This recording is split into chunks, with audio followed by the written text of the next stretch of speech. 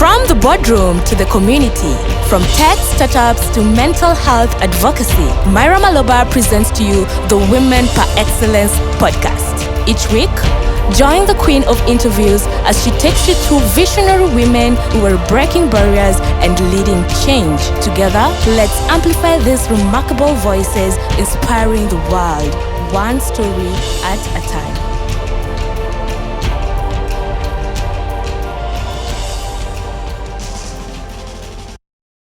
So excited to be on episode 8. Welcome to Women Per Excellence with me, Myra Maloba. We have been walking this journey this entire year. I can't believe we're almost at the end of season 1, but it's fantastic to be here with you. Fantastic to be here with the team in studio. Big shout out to our partners, Dada Soko, Pay Soko, as well as NiPlug and Icon Radio, where we syndicate all the shows. I hope you guys have been enjoying the podcast so far. We'd love to hear your feedback on our social media platforms. That is Women Per Excellence across the board. Be sure to listen to all episodes on all your major DSPs, from Spotify to Apple, YouTube, and of course, interact with us. Would love to hear from all of you. Big thank you to everybody who has been with us so far, and those also who want to join us. Be sure to reach out to us if you'd like to be part of the podcast here at the NiPlug Studios. This month, we've been looking at Breast Cancer Awareness Month. The last episode, we were looking at, the psychological side of breast cancer, whether it's to oneself, whether it's to family. And today we continue on with the conversation as we wrap up this particular month. Although I always think that these are not conversations to be had on a specific month. It's a continuous conversation. And I am always honored to be joined by phenomenal women in these episodes. And no less, today am I welcoming two phenomenal women in studio with us. We have Njoki Kamau. Welcome to the podcast. We'll be learning a bit more about you in a bit. And also Salome Mwangi, thank you so much for being here with us. Again, we are going to be having an open conversation. I've opened the floor for the women also to be vulnerable. Let's learn together. Let's grow together. And of course, I'm hoping that these episodes get to inspire one person or the next. All right. Let's start off with Njoki. Njoki, just tell us a little bit about yourself. I'm a female, Yes. Kenyan. Yes. I am an accountant by profession, a mother of 3, a grandmother of 1. Wow. And so far, I thank the Lord for the journey. Right. And Salome? Pleasure joining you. I'm Salome Mwangi, a mother of 1 teenage son. And I'm happy to be here and share the journey. Right. When I first got, because I usually get everybody's profile before we get into the show. And I loved getting from your own words how you describe yourself. Before even, I'm literally starting from the back going forward. There's one thing you said, Salome, in your profile. You said that you are lucky to start your treatment in July 2017. Why do you say lucky? I count myself lucky because around July 2017, when I started the treatment, I was in stage 3B. Wow.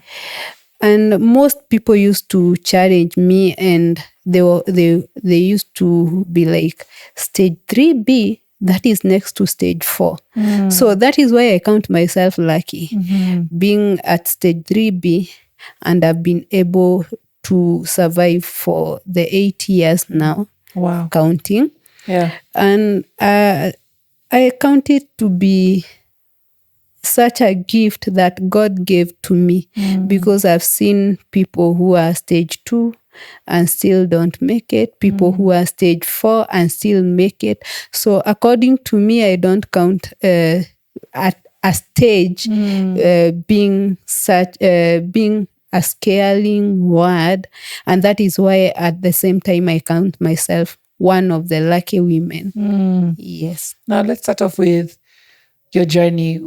When did you find out? How did you find out that you got that you were diagnosed with cancer?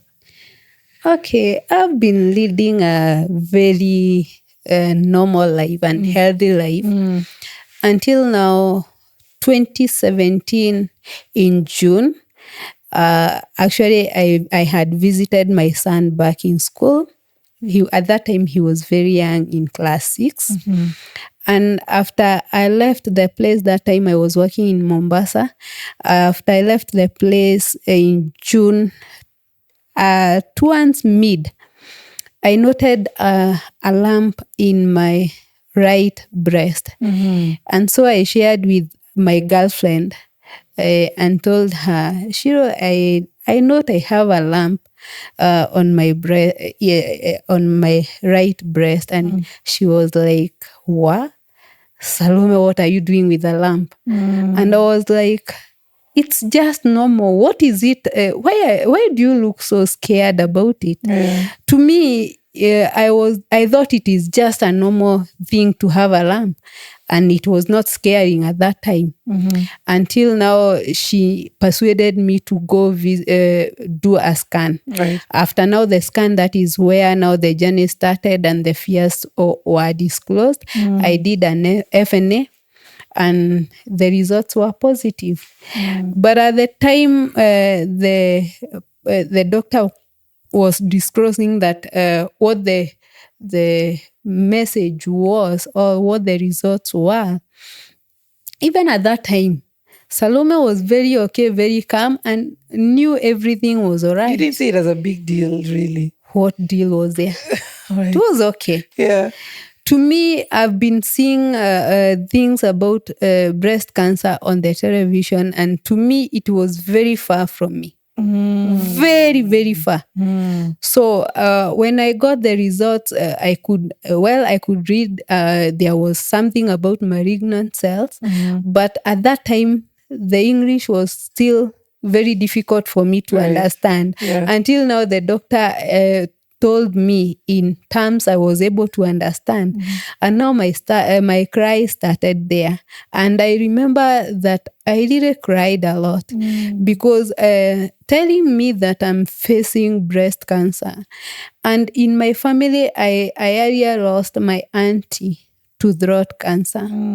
I lost my uncle to colon cancer. It wasn't easy. And actually what came first into my mind is that I was the next to go. I was the next to leave. And so my worries were, how do I leave my son who was very young? And somehow God sent me some angels to start the journey with me. And at that point, I met a lady who connected me to a nurse who realized that I was not able to understand what it is that I was starting to fight. But I thank Madam and nurse Mildred, whom helped me to start the fight. First, she explained to me what I was facing, and took me through the journey. Took me to people who would help me. At that point, I met people. She took me to a group in Nairobi Hospital, where breast cancer survivors were meeting. And so in one single sitting, I met more than 20 ladies. And so my fears started going down. And from that point, I could see, I stopped seeing death. And I started seeing that I'll get healed. So I started with now talking to people more about it. And from the heart, I started healing. Madam Mildred took me to a journey that through a journey that I can't even thank her enough. I always don't have the right words. Yes. Because spiritually she walked with me, physically she walked with me. In July 2017, on 17th day, I went for a mastectomy. And from that time, I was feeling, before I went for the surgery, I wasn't getting the right picture Yeah. of myself without one breast. And I used to wonder how will life be like without a breast. So on that fateful Monday, I remember it was on a Monday, and I went into theater. Madam Mildred was with me, so she prayed over me.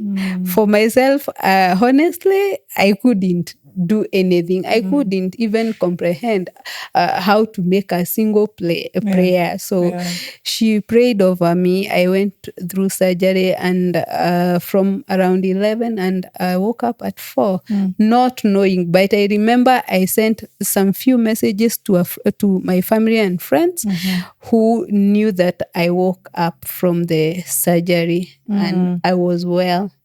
From there, I started now the journey for the chemo, 8 cycles, radio 16 cycles, and another 18 cycles for the hormonal therapy. My case was different. I was triple positive. Now, triple positive comes with all the receptors were positive. So there is a drug called Herceptin that I was taking, 18 cycles of them, and it was very expensive. So in the well-known hospitals, it was very expensive, like 200,000 per one cycle. Wow. Others 300,000. I was lucky to get it at one hospital that I got it at 120. So some got from NHIF. Thank you to NHIF. Some friends donated. Others colleagues donated. Others family members donated for me. And so I was lucky again to do the 18 cycles. That was totaling to more than 2M. Wow. So I thank God for the journey. Wow. From there, I started now taking the pills, the tamoxifen, 20 mg, every day, a single tablet. And that is what I've been doing every day. It's now 7 years down the line. I was told I'll be taking the drug for 10 years just to suppress the hormones. So far, I've done 7 years, and remaining 3 years. So I thank God for the journey. What a journey. At the same time, that time my son was so young, and right now I'm celebrating him. He's 18 years, so he's an adult. Right. So I couldn't see myself here, but I thank God. Now I see why you're saying you count yourself lucky. I mean, what a journey! Not only, physically, mentally, financially. It really takes a toll, and I think we're going to delve into that a little bit more. But also, I'd like to find out from Njoki, when did you find out that you had that you were diagnosed? In fact, yours it's one I've never heard about before. I was actually researching it the other day because it was just simply written as TNBC, but TNBC stands for triple negative breast cancer. Let's start first off with when did you find out, and how were you told that you were diagnosed with cancer? Mine is, I don't know whether it was a sad journey or one that I should thank the Lord for, because in April 2023, I had a friend come over at my place. So, and she had just completed her cancer treatment. So in the evening when I went to take a shower, I felt a ramp. Nikajiuliza, this ramp was not here in the morning. So why do I have a ramp at this time? So it just appeared out of nowhere. So for 2 weeks, I didn't tell anybody. The third week, I went to Kijabe Hospital. They did tests, a mammogram and a biopsy. They tested negative. So I was told it is hormonal imbalance. I was put on medication. I took medication a week for April, so and May and June. June, after doing the peak period audits, that is when I went back in July. So I told my doctor, I'm not able to continue taking the medication. Can we go get this ramp out? And she was, that is not necessary. So I told her, I am the one you're taking to theater. Right. I am the one telling you to take me to theater. So we are going to walk on the journey. Did you feel like there was something invading your body, like something foreign? That's why you wanted it out so badly? Yeah. Okay. And then it was so painful. So even at night when you're turning, you have to hold your breast and then sit down, turn around, and then go back to sleep. So I was taken into theater mid-July. At the end of July, I was going for clinic. The 2 week, I went into surgery and went back home. Yeah. I had tormented my children for a very long time. Every time surgery, I've had 10 surgeries. So I didn't want to call them and tell them I am going in for admission. So when I went... Sorry, but why 10 surgeries? Why so many? We will come to that. Okay. All right. So when I went for the follow-up clinic, the doctor saw me where you queue for weight and blood pressure. So she asked me, Your Grace. I told her, yeah. She told me, come. So everybody was like, you've just come in. Why is she calling you?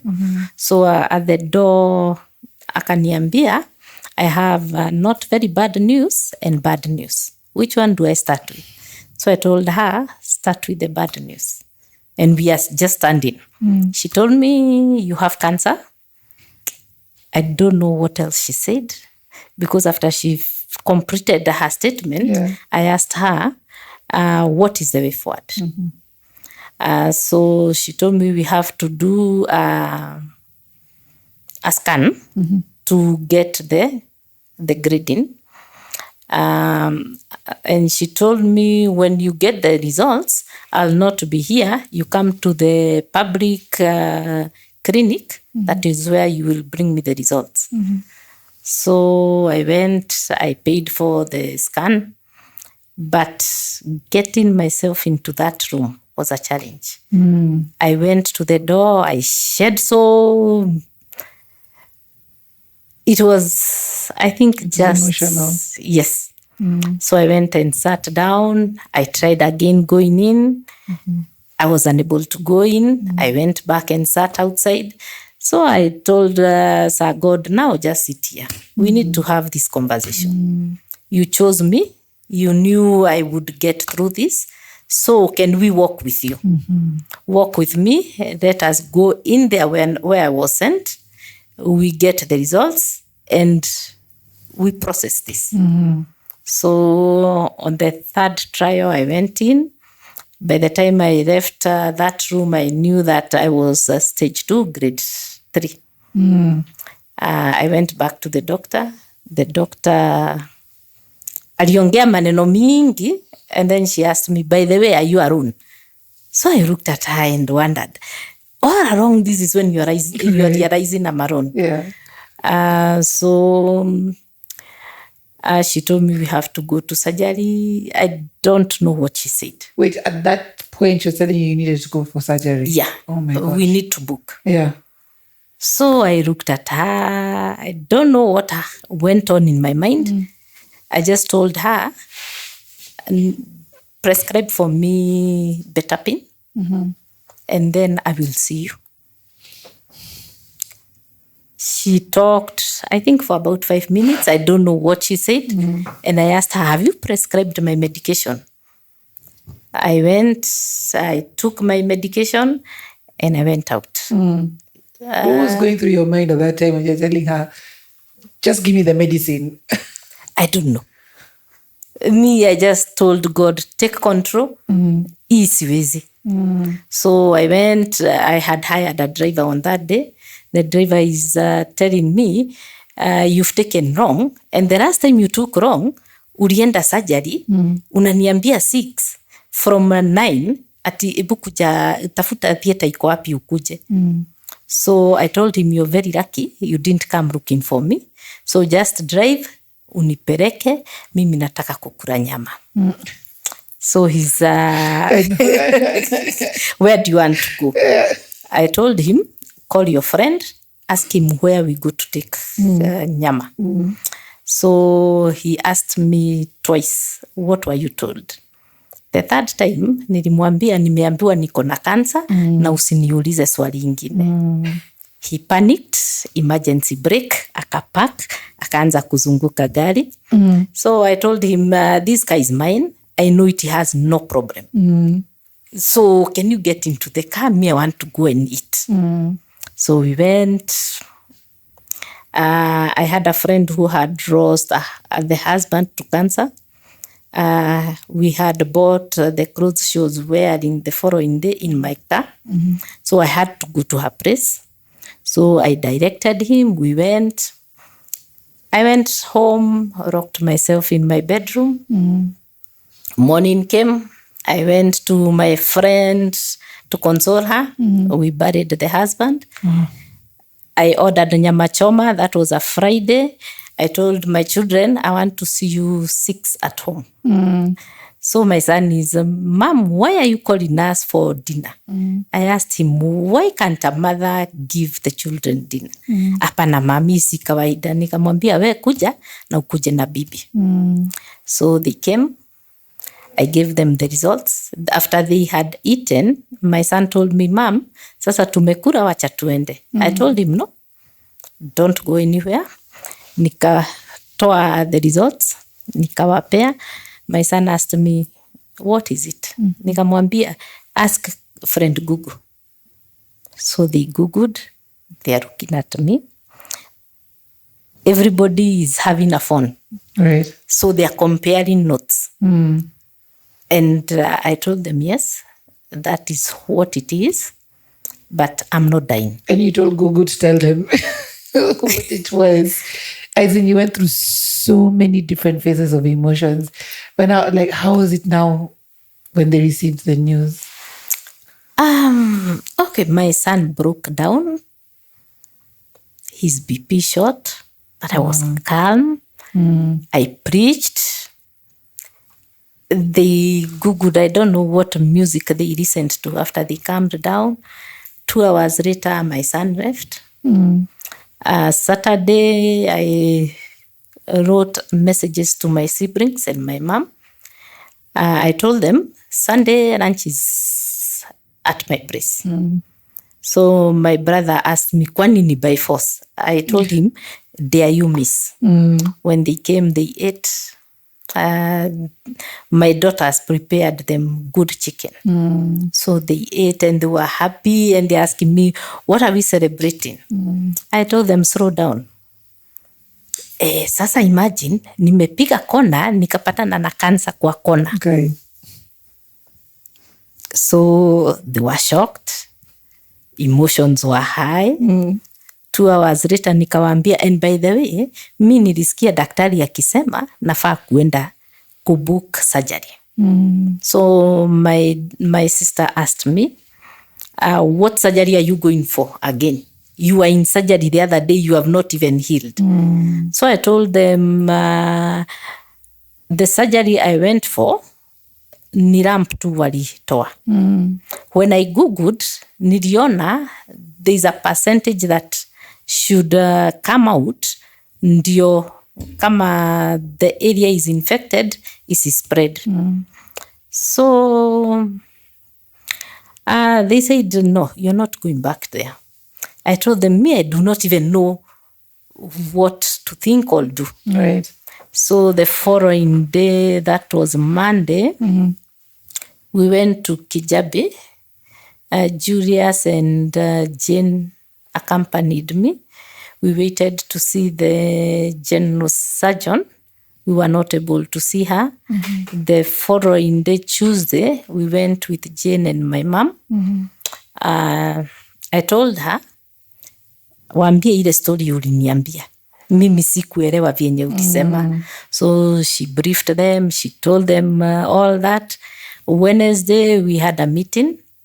The family said, no, you're not going back to Kijabe. You've had 9 surgeries now in Kijabe. So you're not going in again because we do not even understand why there's so many surgeries. Right. So they decided I will go to India for treatment. Within 2 weeks, we processed everything. There was a project. The family company was having a project. So they decided to halt this project. Right. They financed part of the treatment. I went to India. India, after so many tests, they told me, now our worry is not even the breast. Yes, you have an issue, which we will address. Our worry is, we can see like you have cancer in your stomach. Oh my word. So they said they wanted to do a biopsy. I told them, no, I do not want. There's a time I went to Kijabe for a biopsy because I had issues with my lower abdomen. Yeah. But they were unable to do the biopsy, so they opened me up. But they never told me what they found. So I told them, no, we will not do a biopsy. When we go into theater, you said you're doing the 2 surgeries simultaneously. You will do your tests there. But do what you can so that I'll not need to go back to surgery. So we did them. I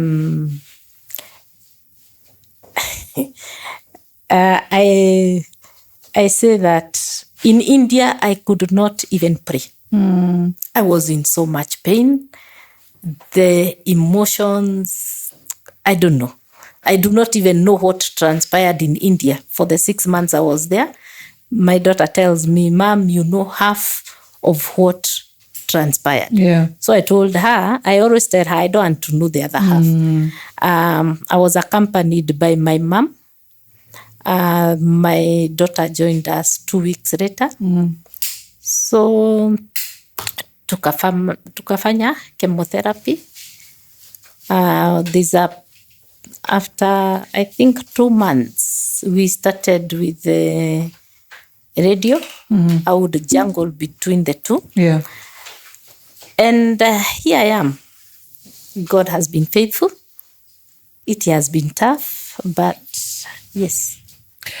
You know, as in just listening to the both of you, as in, I am in awe, first of all, to see you both sitting here and telling your story. And yeah, you know, people always say don't talk religion, but sometimes you always see it's only God sometimes, because I can't imagine what you both have had to go through, and we're just only scratching the surface. And can you imagine we've come to the end of part 1? In part 2, we'll be looking at all aspects of the journey, the mental, family, and how you manage to sit here with us strong radiant and beautiful. And I can't wait to delve more into it. Guys, this has been Women Power Excellence Part 1. Stand by for Part 2, where we'll be delving more into the mental health aspect and everything that accompanies what both women have had to go through. We're still sharing the stories. We'd love to hear from you. Comment in the comment section and stand by for Part 2. See you in a bit.